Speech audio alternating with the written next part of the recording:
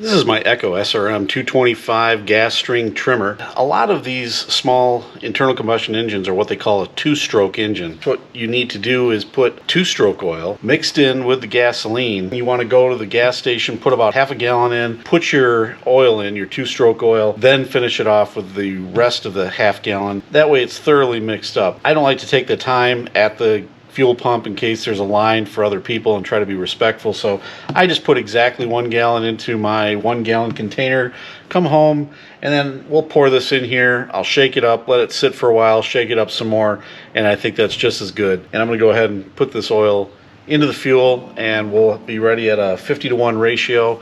They make it real easy. These are 2.6 fluid ounces. It's specifically made exactly for 1 gallon of fuel, so there's really no questioning what you're doing here.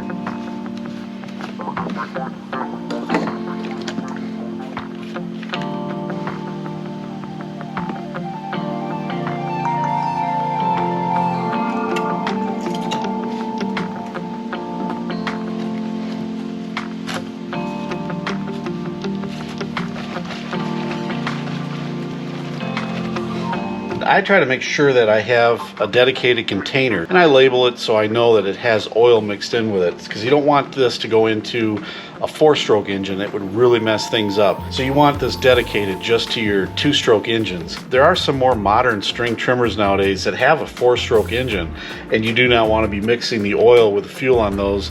Those are kind of like your lawn tractors and our automobiles that have 4-stroke engines, where they have a separate oil lubrication system separate from the fuel itself. You got to make sure that you are reading the manual. You'll note that the cap on this Echo SRM-225 has a little symbol of a fuel pump, and you'll notice it says plus oil. So that's a good reminder. When I add the fuel, I like putting it on a little raised stool like this. It makes it a little easier to pour the fuel in.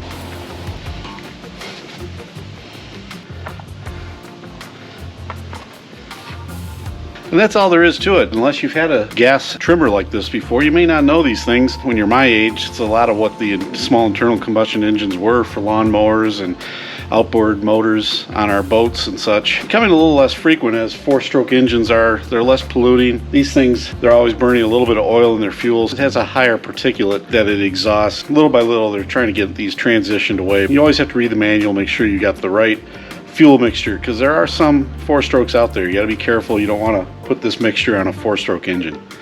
Thanks for watching.